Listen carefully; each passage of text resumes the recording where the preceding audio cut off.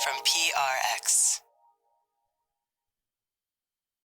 Ladies and gentlemen, boys and girls, and friends beyond the binary, it's time for the podcaster that's here to scratch that sleepy itch you have with that gentle, soothing thing, or to make a metaphor that makes you shrug your shoulders. You say, does that have anything to do with sleep? I don't know. Can you hear a podcaster when they shrug their shoulders or struggle to say shrug their shoulders?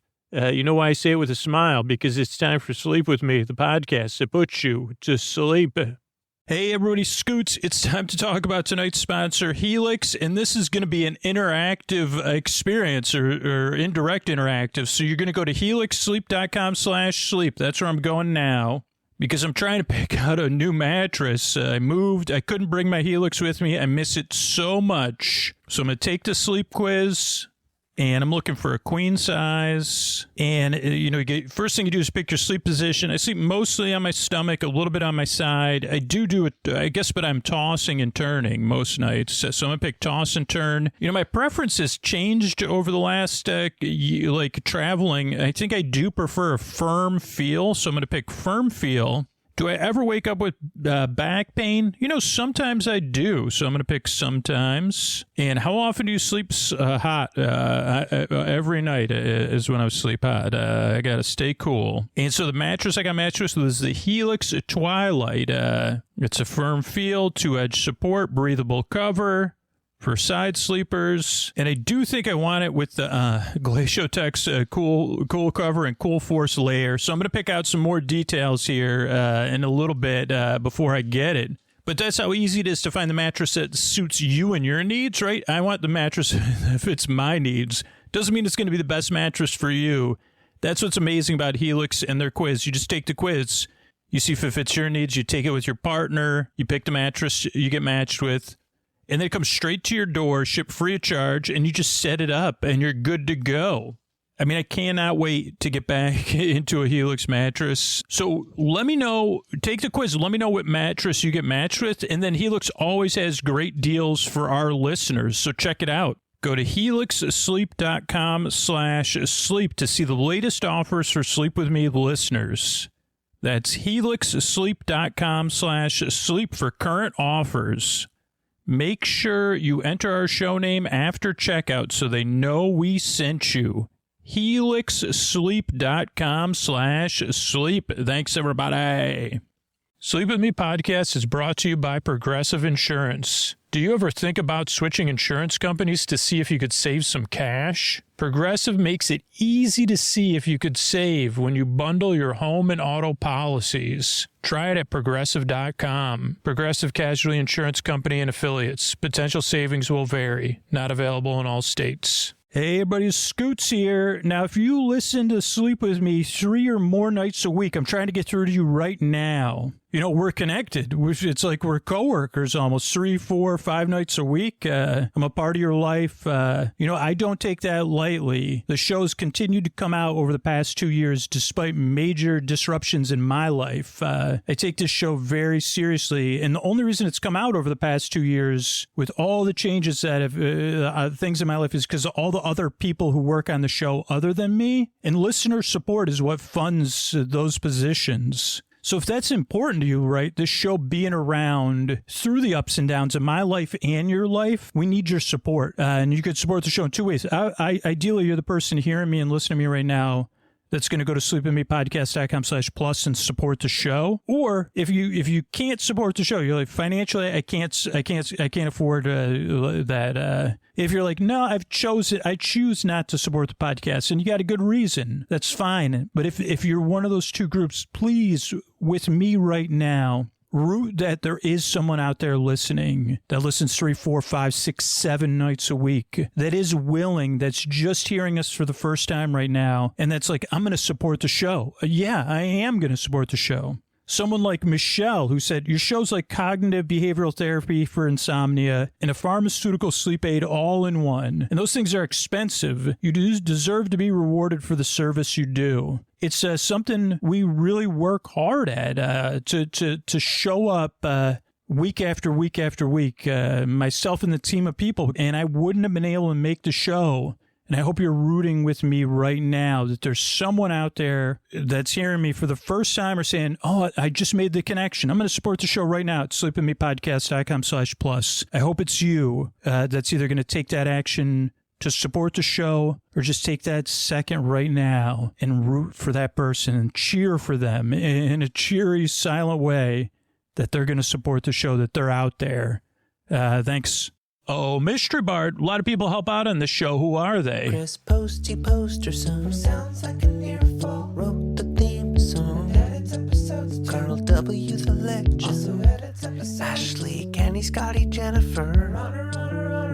Eric and the team at Astound are on the website. I am the Mystery Bart. I do the lullabies, yeah. I do commissions at jonathanmann.net. I'll write a song for you. Any reason at all. You can tell me the story and I'll make it personal. You see the kindness shine straight on through when the listeners form their own Facebook group.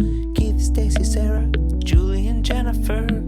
These are your moderators. Get support dear Scooter on Patreon. Buy the merch and support the sponsors. You can find anything you want at sleepwithmepodcast.com. And we're so proud that we could dance. Rusty Biscuit, Lois, Hannah like banana. Leah does the transcript. Thanks, Mystery Bard. And don't forget, the most comfortable way to listen to Sleep With Me is with sleep phones. You can get sleep phones at sleepwithmepodcast.com/sleep-phones and use Sleep With Me for $5 off at checkout. Sleepwithmepodcast.com/sleep-phones. Use Sleep With Me at checkout. What do you say we get on with the show? Hey, you have all night tossing, turning, mind racing, trouble getting to sleep, trouble staying asleep? Well, welcome. It's Sleep With Me, the podcast that puts you to sleep. We do it a bedtime story. All you need to do is get in bed and turn out the lights and press play. I'm going to do the rest. What I'm going to attempt to do is create a safe place where you can set aside whatever's keeping you awake, whether it's thoughts, feelings, physical sensations, travel, somebody else is out of town, you're feeling under the weather, which I have been on and off lately. Not by the time you hear this, I'll be doing great, because I'm already on the upswing when I'm recording this. But if you're feeling down, whatever's keeping you awake, tossing and turning, mind racing, trouble, those are the generalized versions of it. I'm going to try to take your mind off stuff. The way I'm going to do it is I'm going to send my voice across the deep, dark night. I'm going to use these lulling, soothing, creaky, dulcet tones, pointless meanders, metaphors that don't go anywhere. Metaphors, like if I was Doc Brown and I'd say metaphors, what's a metaphor? What is a metaphor and how do you use it? Is it anything like a simile? Hardy har har. Be just like now, I'd be the only one laughing. And they say, Marty, man, what's up with make some coffee or something with your orange jacket. Those are all references to a 1980s movie, Back to the Future, but the very end of it.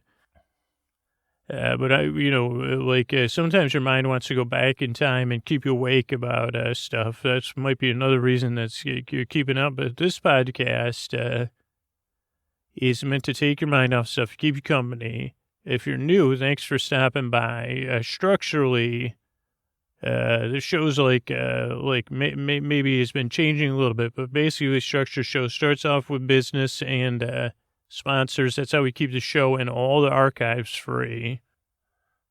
Then we have an intro that's about 12 minutes, and the intro is where I kind of explain what the podcast is and go off topic. And try to, play, say, well, is a metaphor anything like is Play-Doh, can I make Play-Doh, can I treat a metaphor like Play-Doh?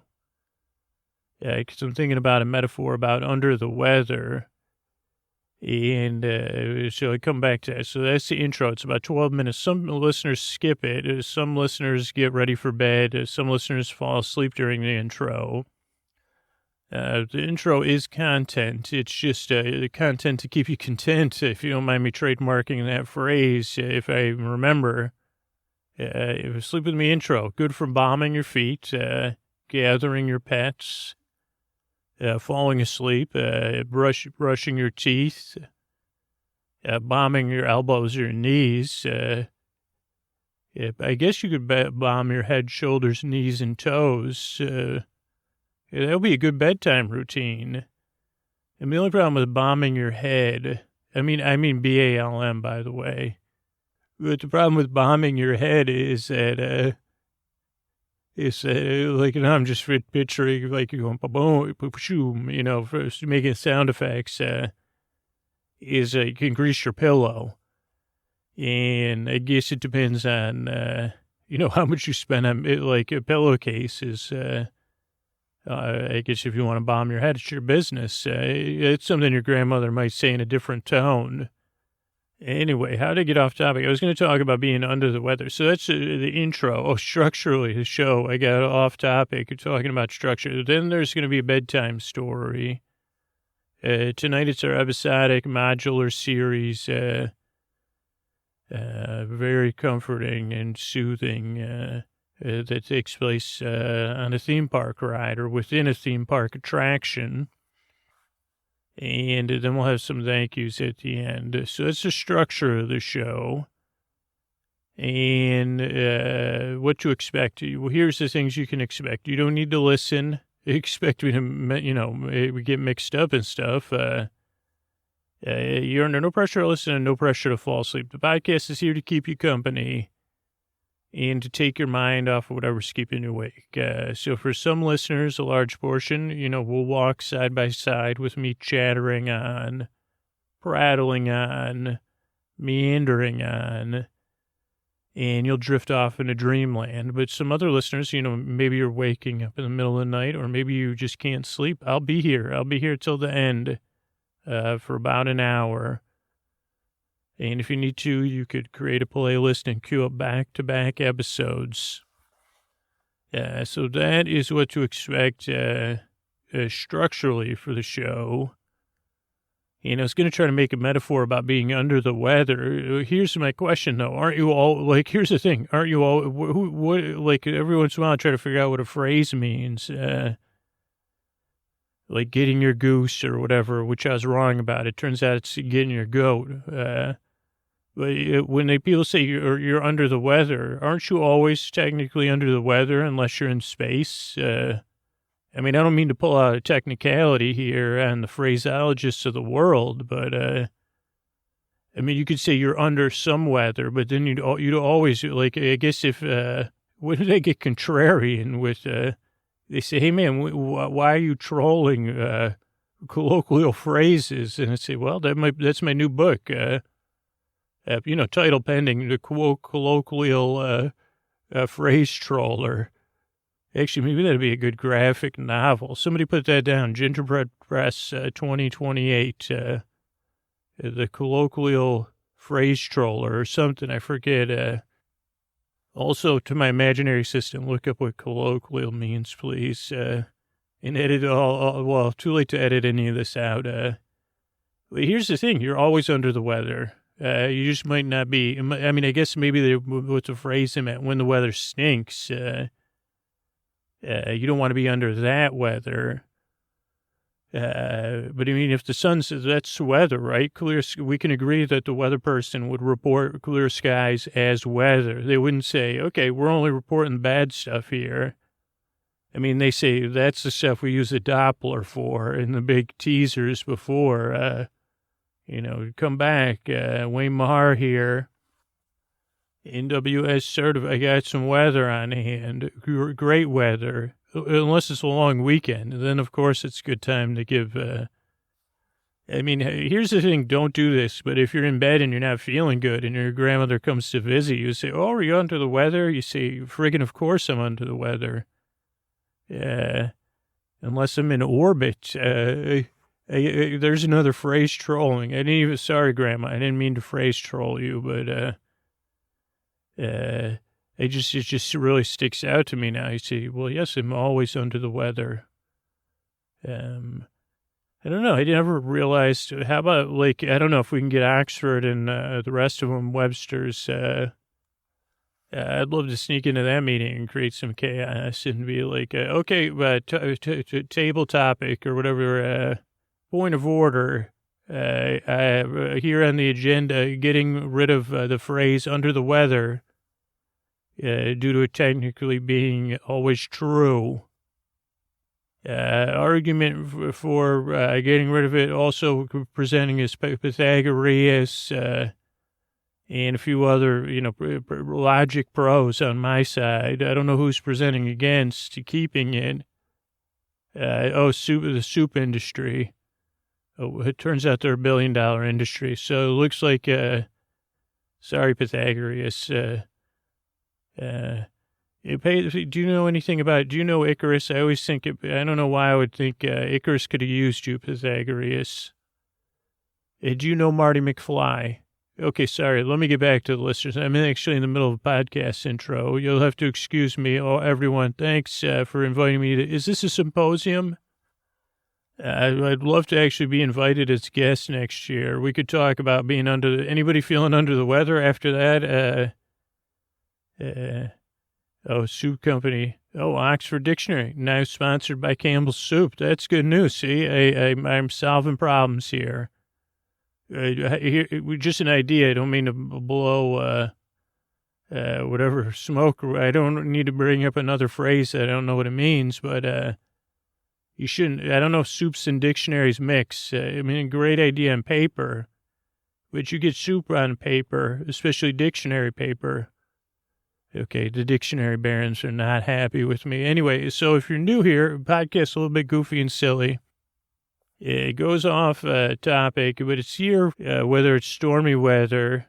I won't be like someone singing you the song Stormy Weather, but hopefully I'll create the same feeling of, when I hear that song, my shoulders get chill, man. And I say, I want to slink around. And when the weather's stinky, you get under your bed, bomb your feet, bomb your head if you wish, get comfortable. I'll be here to keep you company. Whether the weather's outside is frightful or simply delightful, there's no place to go but bed. So get comfortable, turn out the lights and press play, as I always say. I'm here to help. I've been there. Sleepless in the deep dark night, and I want to keep you company while you drift off. Thank you so much for trying this show. And I really hope and I really yearn to help you fall asleep. Thanks for coming by. And here's a few messages of how we keep this show going. Hey, everybody, Scoots here. And if you've been listening to Sleep With Me for longer than a year, you probably know me pretty well. You probably develop preferences about the show, favorites. Maybe you build your own playlists in your podcast app. Maybe you've kind of, I'm a part of your life. I'm a part of your routine. And I'm hoping if you've been listening over a year, this is the time you're listening to me and hearing me right now. And you're not changing your mind about supporting the show, but realizing, hey, I have been listening. Holy cow, how have I not supported this podcast? How have I not at least tested out Sleep With Me Plus? Because it's built with long-term listeners in mind. If you've never supported the show or you stopped and you're thinking about coming back, maybe like Timothy said, Scoots, I'm a full-time caregiver and, person I care for, and I discovered the podcast, and we love listening to the ad-free content. Or John that said, I see and feel how much you love doing this podcast as your vocation. I'm going to help do my part to keep that a reality. So can you take part in this too? Now, if you decided you're not going to support the show or you're not in a position, you could still root with me. This is like the closest thing to Sleep With Me sports. We're rooting that there is someone listening. Maybe it's you. Maybe can you feel all those other listeners rooting for you? Or are you doing the rooting and saying, yeah, I've been listening 4 years. I've been listening 2 years. It is time for me to support the show. Well, we're rooting for you. And I hope you're hearing me. I hope you're listening. And if you're not the person I'm talking to, I hope you're rooting with me that person is hearing me. because we really could use your support. And you could do that at sleepwithmepodcast.com/plus. And here's the thing. There's a 7-day trial, so you could cancel after 6 days if it doesn't meet your expectations. But if you've been listening over a year, I need you to either root for that person, or maybe you are that person that's going to support the show right now at sleepwithmepodcast.com/plus. Thanks. All right, everybody, welcome to another episode of our ongoing serial, so I guess it's a episodic a series that doesn't really have a title and doesn't really have an introduction, but for a transition, I just want you to picture yourself riding a bike. Could be, maybe it's even one of those bikes that doesn't move. I'm not sure what they're called, but it could be a bicycle built for 2 or 1 or a stationary bike. Even one of those new high-tech ones with the commercials where you say, wow, these people should be in a commercial. And you're pedaling, and the motion of the pedals, the sound of the wheels, the forward motion or the illusion of a forward motion, the near white noise generated. Maybe you're even on one of those fan bikes. My dad had one of those, but it's nice, it's calming, and we're on a straight path. It's dim, but you can see everything, and you trust the path is clear, because you say, wait a second, this is just a clear path. And it's nice and gentle, rolling and pedaling over and over, like the wheels that keep on turning. The wheels, they do keep a turning. But these wheels aren't big. I guess you could consider them larger than small wheels. And there's the wheels that the pedal crank thing majig connects to, and the pedals themselves have all wheels or circles. And there's the bike wheels. You could consider the handlebars a wheel. Like, I guess you say, what's the difference between a circle and a wheel? And you might chuckle and say, well, what? Actually, there's a big difference between a circle and a wheel. And I would say, well, in cartoons there isn't, except sometimes it was a square wheel, and that was usually the butt of a Far Side joke. So you're riding along, you're pedaling along, and you're transitioning from your bed into a world, into a queue for a ride. With long, well-lit hallways where you see our heroine, and you begin to rest. Ah, yes, you arrived here finally, and I'd been waiting for you. I know some of the other rides were concerned with impressing you. I wasn't really worried about that. I wasn't overconfident. I was the last attraction opened at the parks here. The newest. And I don't think I need to say it to you. If you were here at the time of my opening, in the reaction to my opening, I was considered, the story behind my ride actually got more positive. Is it positive criticism? I'm already forgetting. So good to have you here, though. But this ride, and I couldn't explain it to you when you first arrived. The fact that the story of my ride is a prequel to the third most successful Hollywood blockbuster of all time. It had come out a few years before, and immediately, they finally, as soon as the movie came out, they greenlit what had already been, they had started working on 8 months before, expecting the movie to do quite well, but not as well as it did. And they had planned many sequels for the movie, and that was part of the process of developing the ride. Was they said, well, maybe we should make the ride a prequel, since we're making a sequel film, and the dates of movies and rides don't always intersect perfectly. And this was the last big ticketed ride, too. And because the movie had done so well, people were very optimistic. And so lots was poured into the story behind the attraction. The ride itself was based on our sister park's ride of a different title. Very up-to-date technology, but nothing extremely new. In fact, the ride would be a mirror layout to that ride, which had opened 8 years earlier.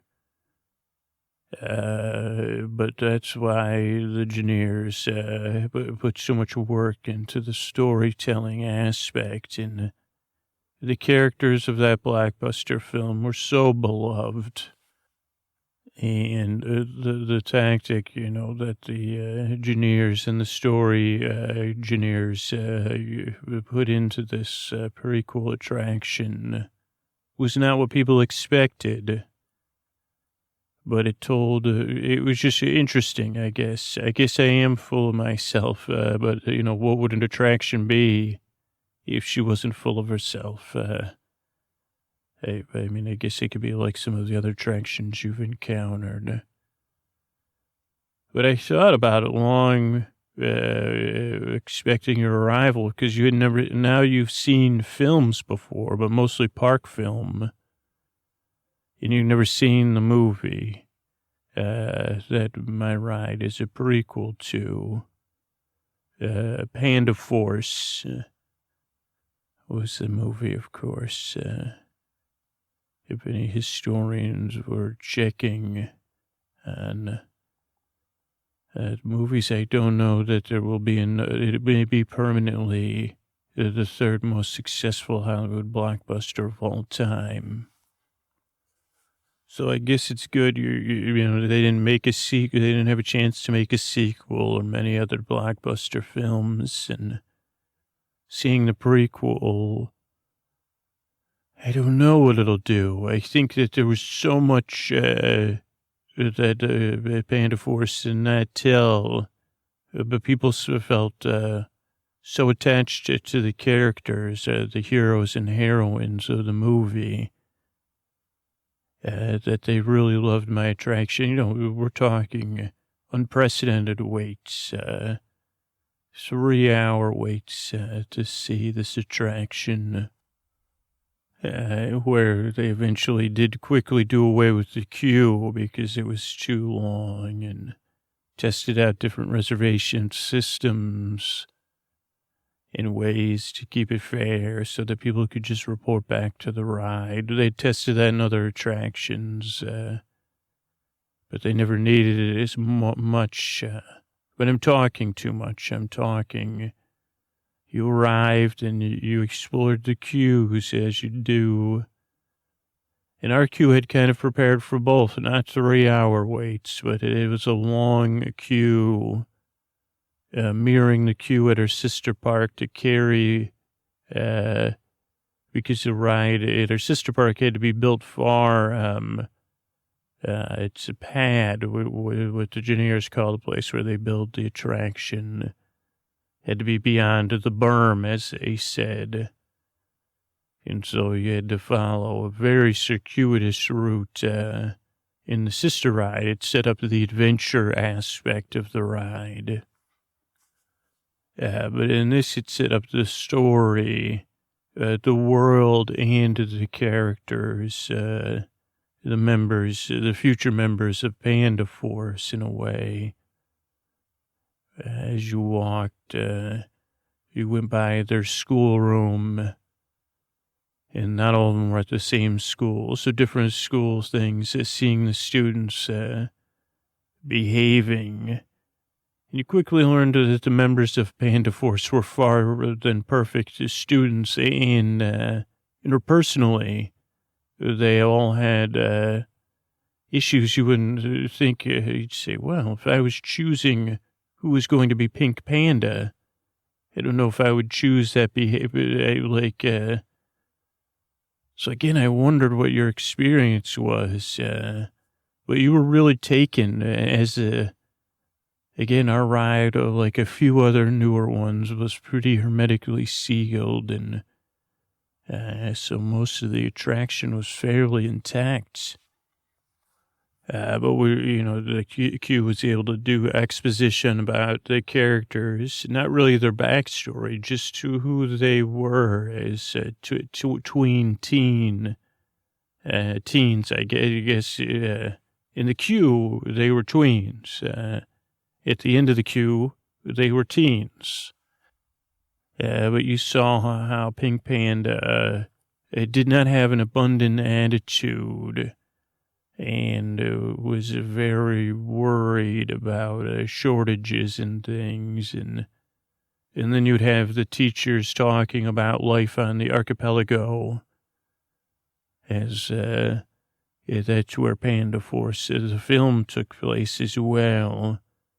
And the great archipelago, which was a metaphorical land or a fictional land of islands, archipelago, with a major city at the center. And as we got to meet Orange Panda and Blue Panda, Purple Panda and Red Panda, gonna see Orange Panda Orange Panda wasn't always the most supportive as a student. This is pre-Panda. But everyone just knew them, even right away. Orange Panda, currently known as the protective panda. But in this case, in the tween years, not always except of Orange Panda's stuff. So we'd see a cumulative of bad choices, and then a story being eked out with either the news or the adults saying, well, Smagira is, in the Great Garbage Patch, so things from our world, too, were all coming together. And Smagira would come out of the sea and visit the archipelago islands and say, hey, let me take an island for you polluting the sea and the sky. And I'll just take it down here under the sea for a while. And usually it was an outlying island. It was still, the people said, what are we to do? And why does Smagira, who was the human name for this sea being, very large sea being. And again, we would see maybe Purple Panda, kind of telling on other students or judging their behavior. And you say, but Purple Panda, the vindicator and the validator, was a tattletale in school. What? But you didn't really know that. You would just look in on these home scenes, and I think you picked up on the story. Oh, more moving towards the big city. How are we going to prepare? Are we one archipelago, or are we just a collection of not a collection of just islands? And we would also see Red Panda, who was always the one. Red Panda, the planning panda, separate from the panda planner, but in this case, Red Panda just kind of reacted to things back as a school student. And I think they used the cue to overexpose you. If you didn't see Panda Force 30 or 40 times in the theater, some children did, and adults. Blue Panda was, that would be the comic relief if they laid out a big piece of news about Smog era. Then they would show Blue Panda, who was a bit of a bumbler. Blue Panda was so concerned with thinking and being perfect and of what could happen, that Blue Panda was very clumsy.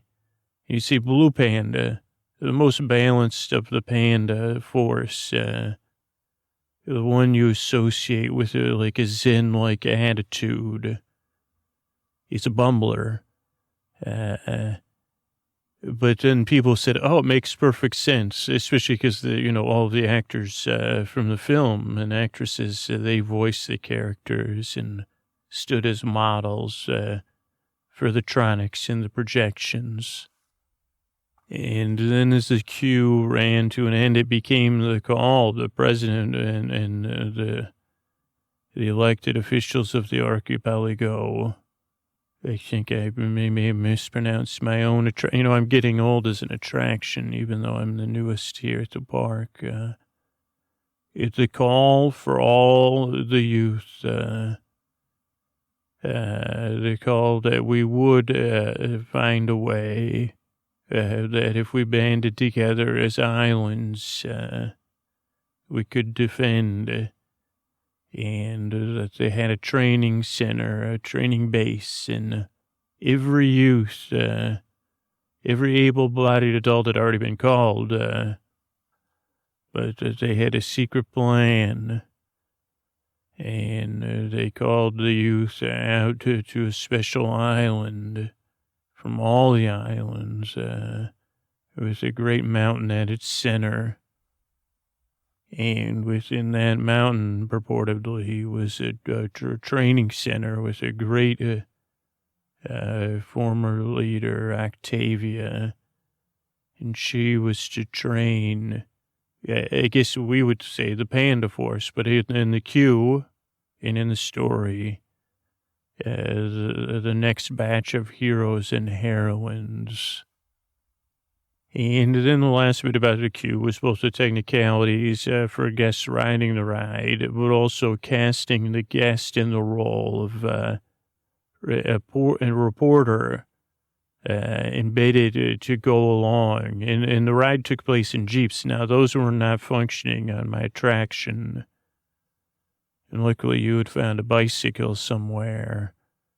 So that was a little bit embarrassing for me. But the Jeeps, even when the ride was functioning, they always had issues.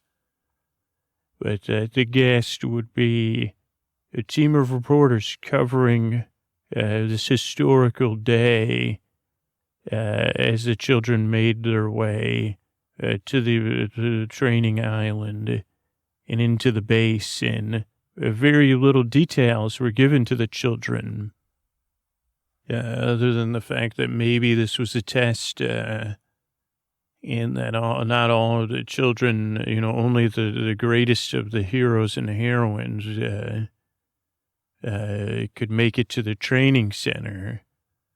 But they knew that they would need other people in support roles. But that just bogged down the story, trying to explain that, some children wouldn't be the lead heroines and heroines, but they could, I don't know. That part is just, was it a test to get into training base on Training Island?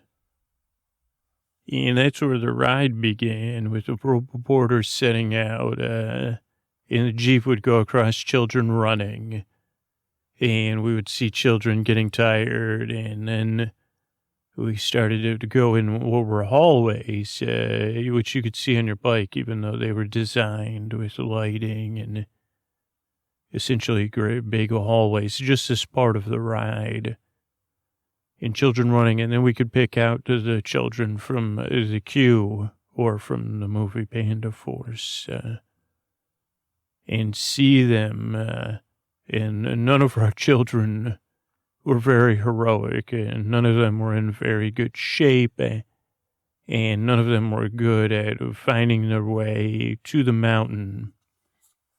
And it even played in, the children being more worried about the teen hang-ups, more worried about watching videos or looking good or eating or being with their friends or missing their parents, whatever tropes these children fell into them.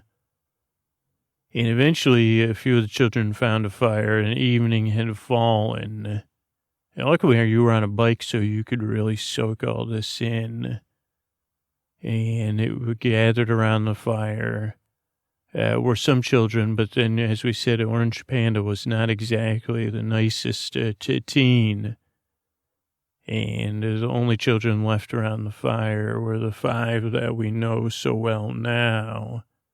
And they sat around this fire trying to sleep and arguing with one another and kind of getting on each other's nerves. But eventually, Purple Panda, she said, I don't know. I think this is a test and to get inside. And they said, well, what do we, if we don't fail the test? And she said, probably give us a secondary or third, like greasing, like repairing stuff, a support role, or who knows. And none of the children, of course, wanted that support role.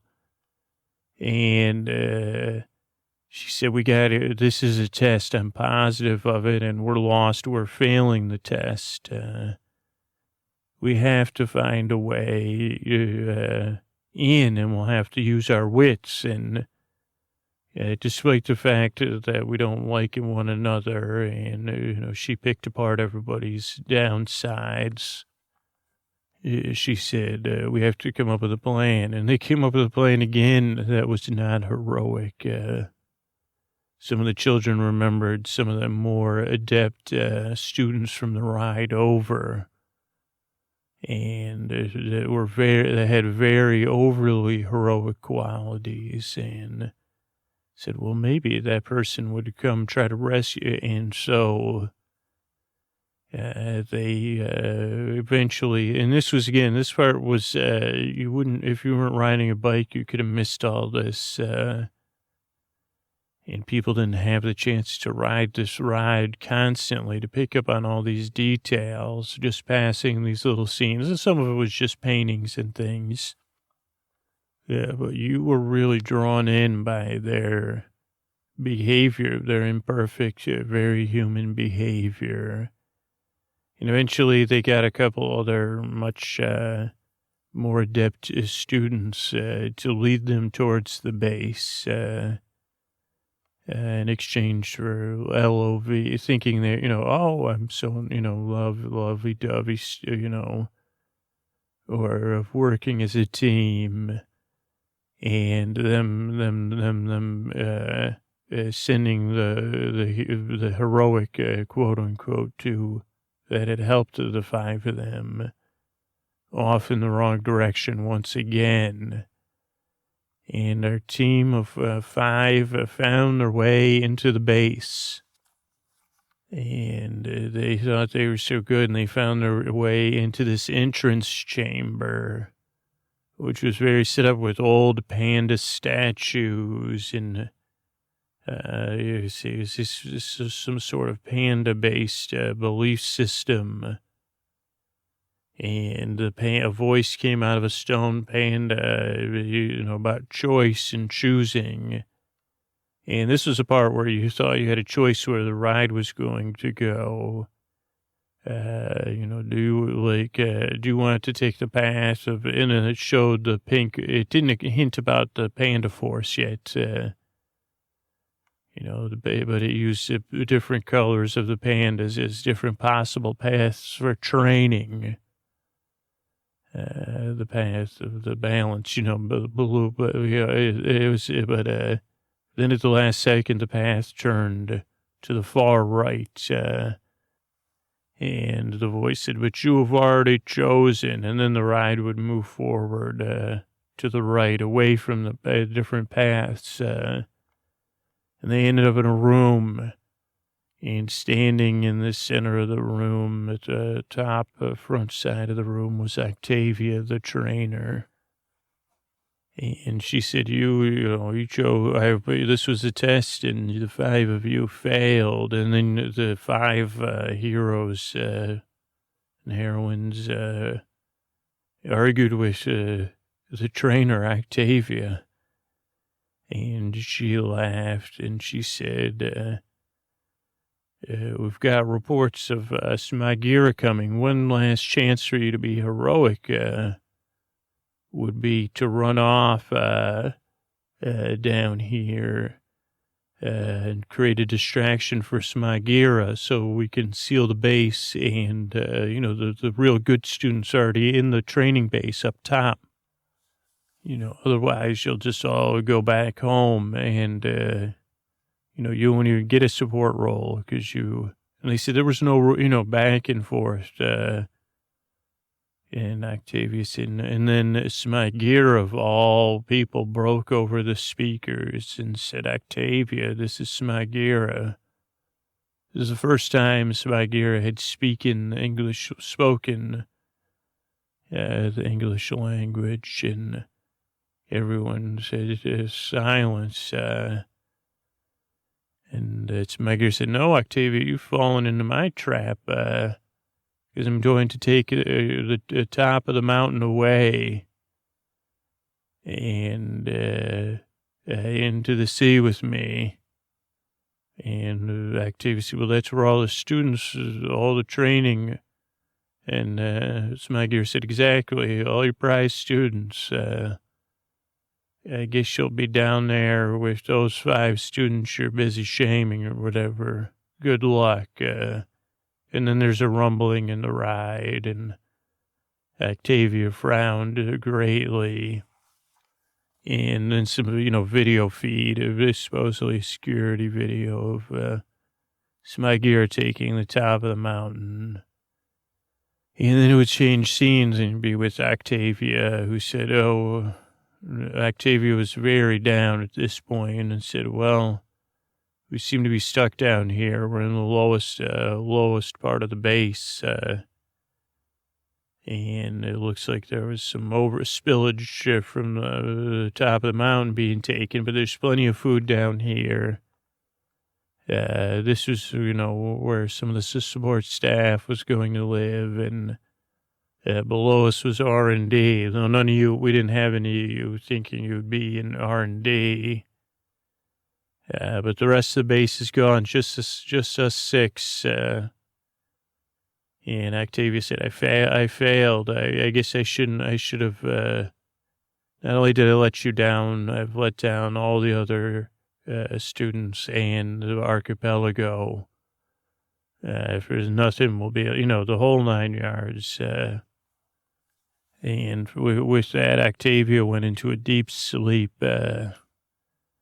And the 5 students, they ate at first. And again, this was all content that was in the ride, but you could only experience it in multiple ride-throughs, or if you went through the ride on a bike.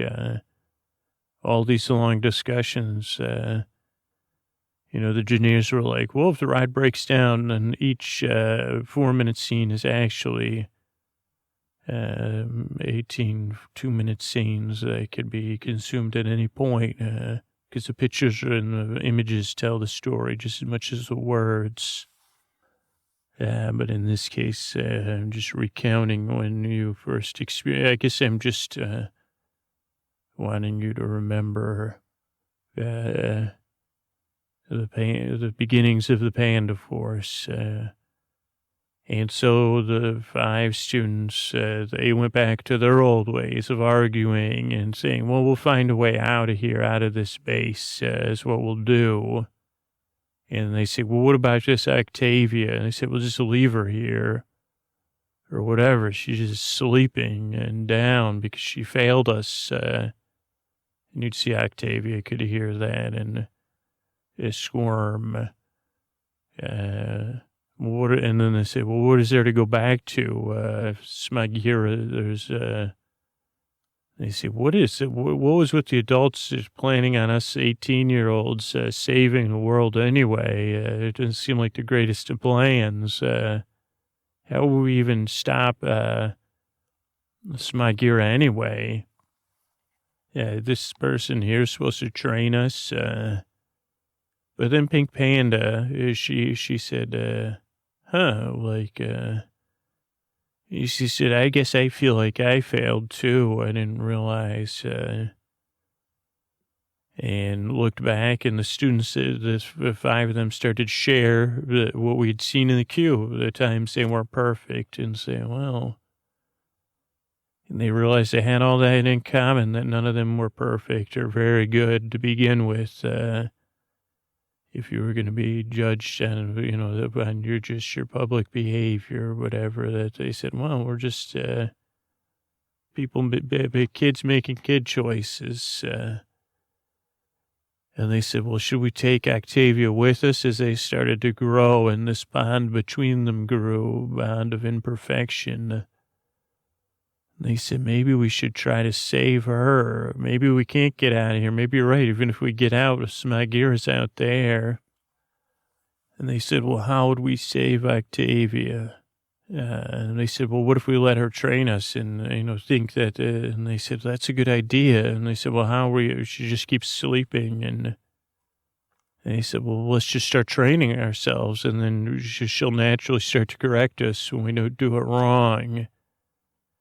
And they said there's got to be a training room. Even with there's got to be an R&D training room. So they started exploring deeper into the lower levels of the base, and they found a giant training room, and that's where the next part of the ride, and most of the ride, this huge, impressive chamber,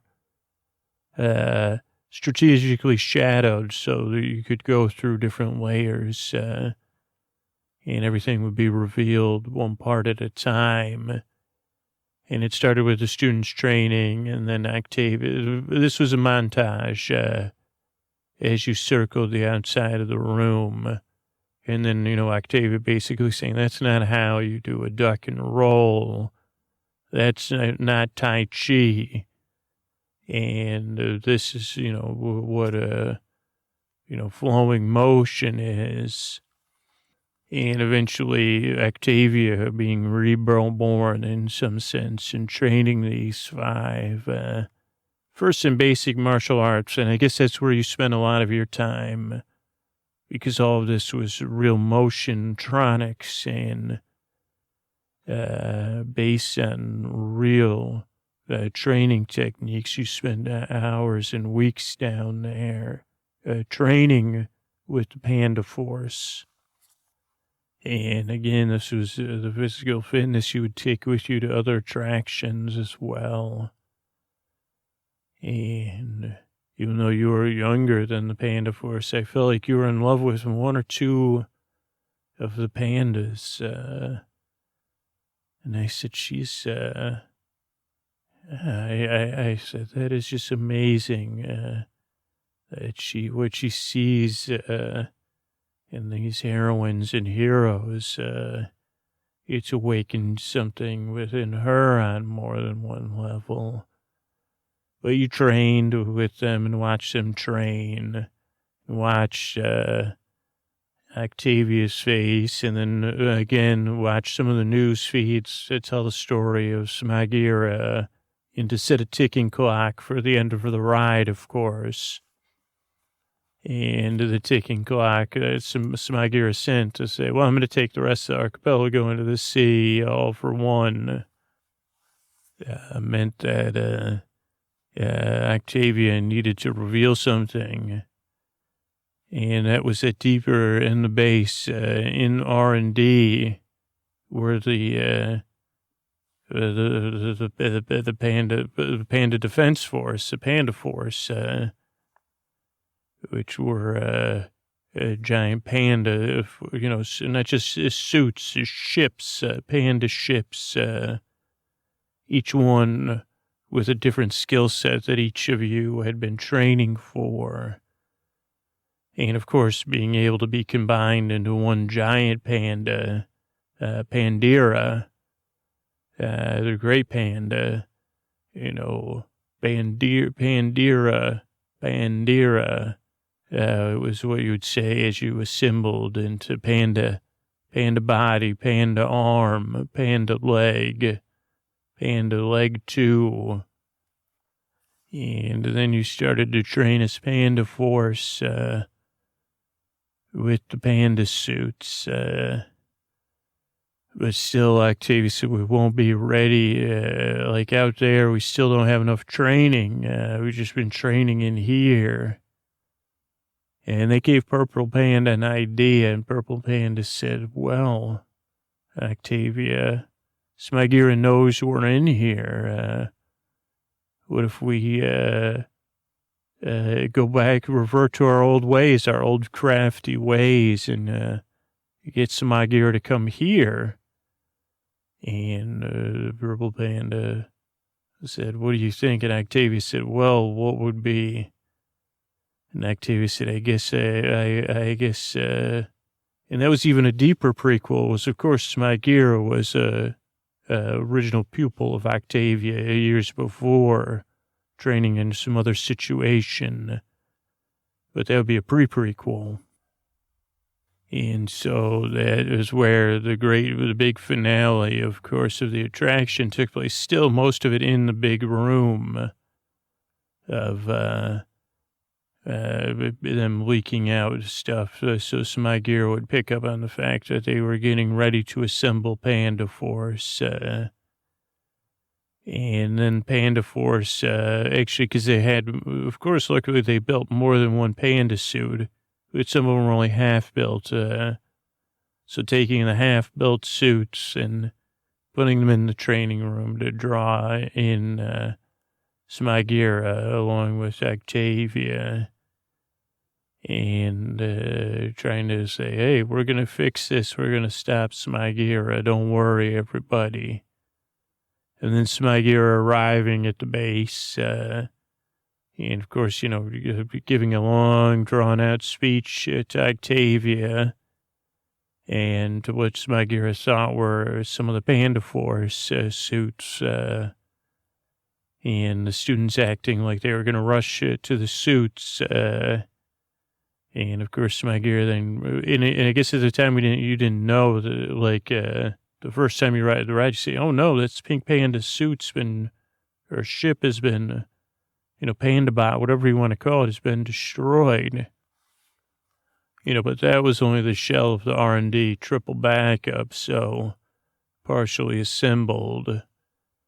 And then assemble Panda Force, Pandera, they assembled, and as the ride, first it was in a big room with lots of special effects, was like the Panda Force, first individually and then assembling, in the car going past both Smagira and Panda Force's real effects, giant effects,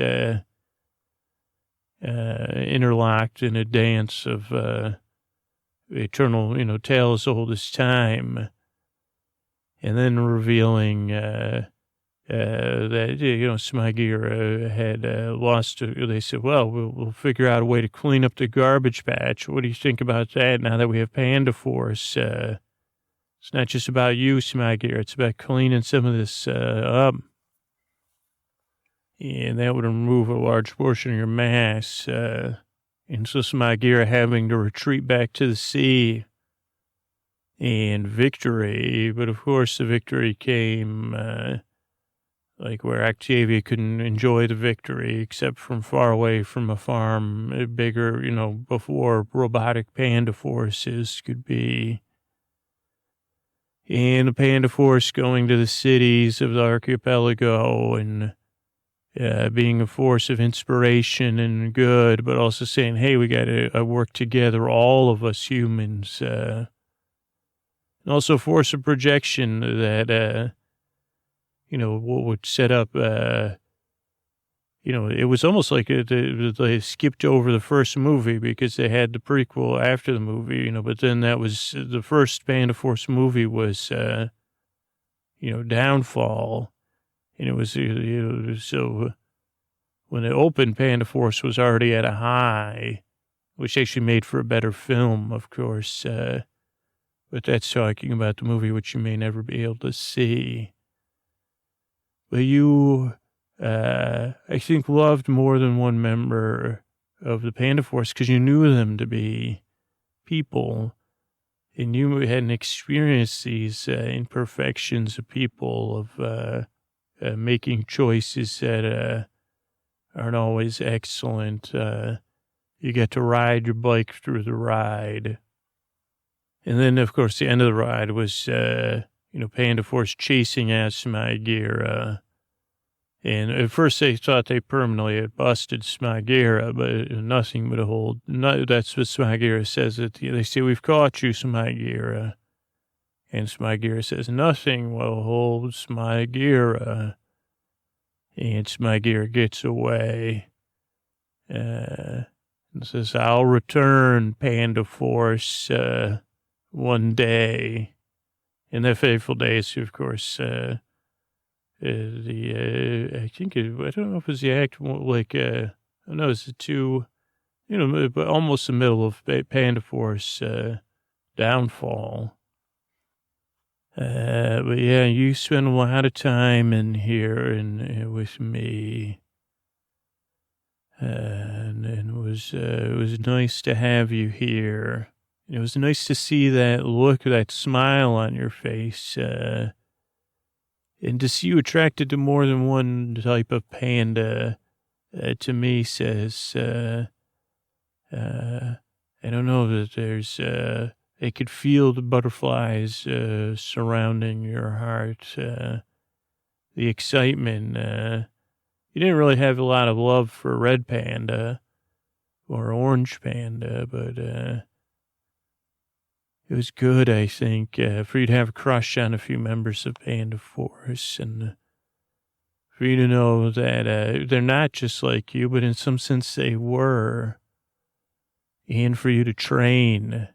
For what you're training, I don't know, and what is the caretaker, what is this, but I feel like I prepared you physically a little bit and emotionally. Panda Force isn't perfect, and you don't need to be.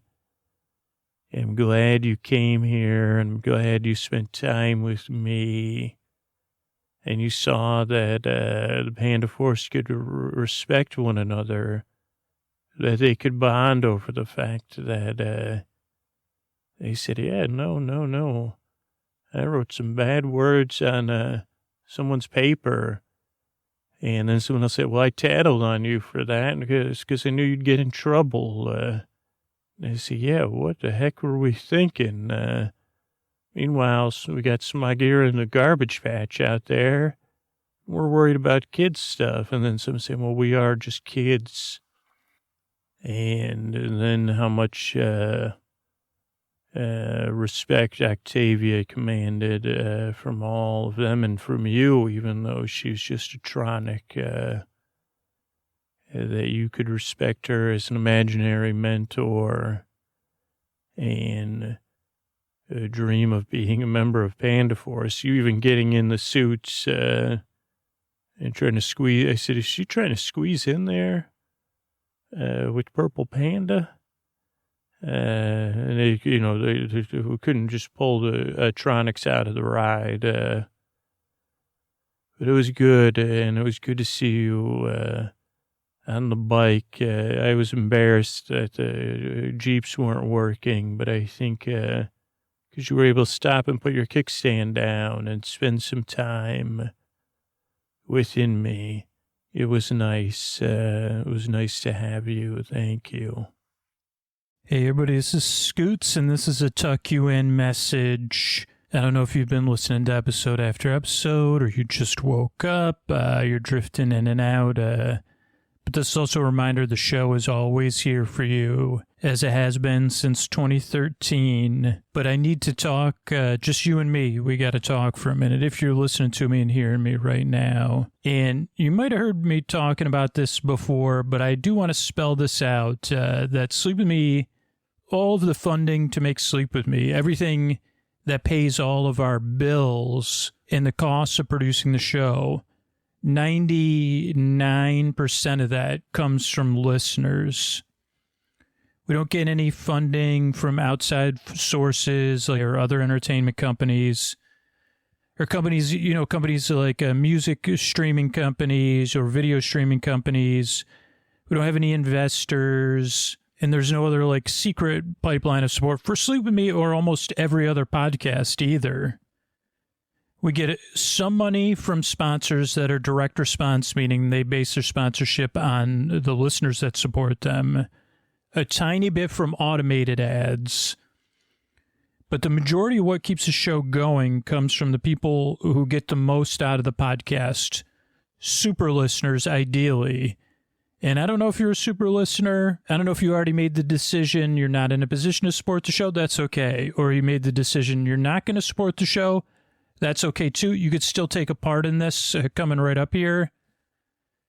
But if you didn't make one of those two decisions, we need support. Support from the people who benefit the most from the podcast. People that fall asleep fast.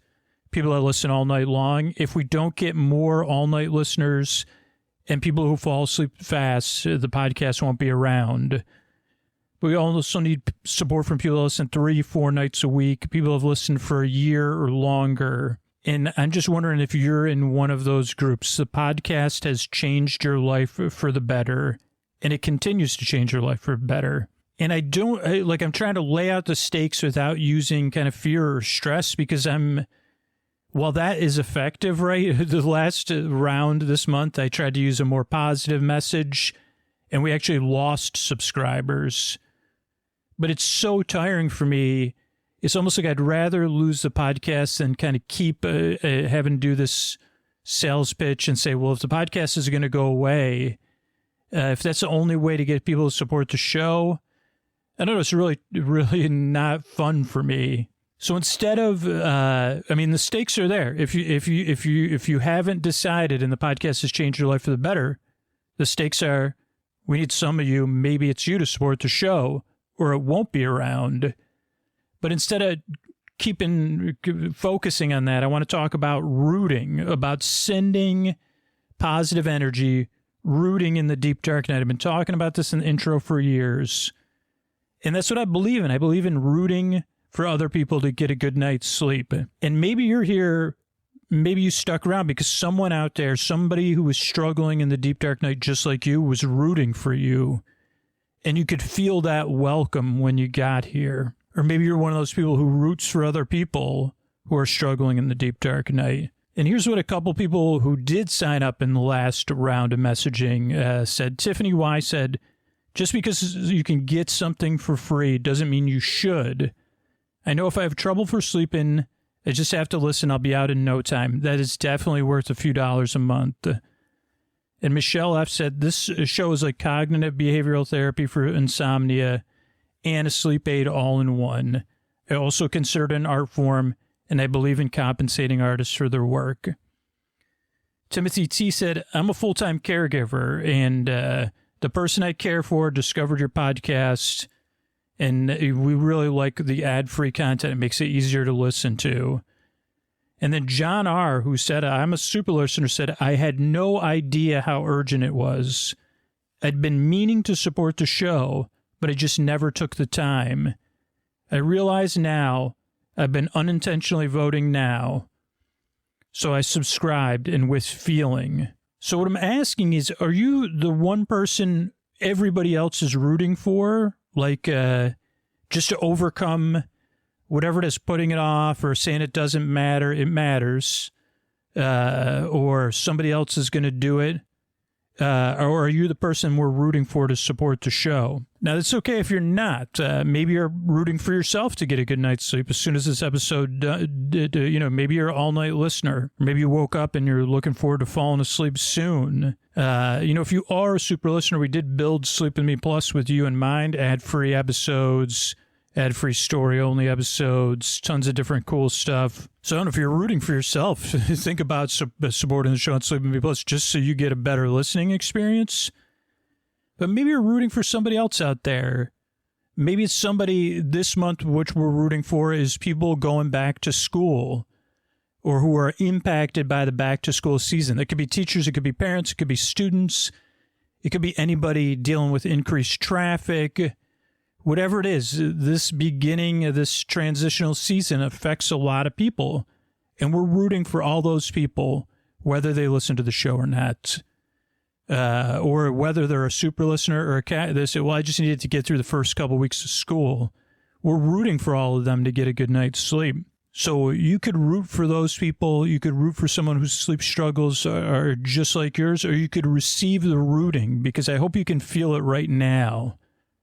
I'm rooting for you, but a bunch of other people are rooting for you right now across the world. But if you're the one we're rooting for that's like, yeah, I've been putting it off. Yes, Sleep With Me continues to change my life for the better. We're rooting for you to support the show. So they'll be around, not just for you, for every other person we're rooting for. You could do that at sleepwithmepodcast.com/plus, because we need support, right?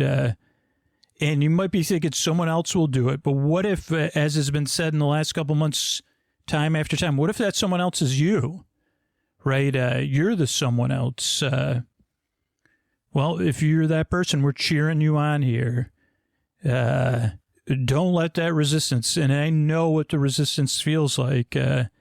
I put it off. I say it doesn't matter. I say I'll do it tomorrow. Then I criticize myself. But just do it and see how it feels. And again, you could always cancel during the free trial or cancel after a month or two. But I'm so proud of the show. And this is how I want to try to get support for the show. If it doesn't work, I don't know what I'll do. But I'm going to keep trying this more positive but honest message where everybody can participate. And everybody can participate in giving and receiving.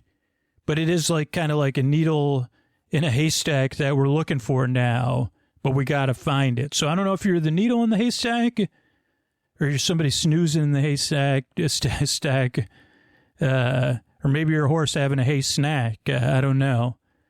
But thanks so much for listening, and good night.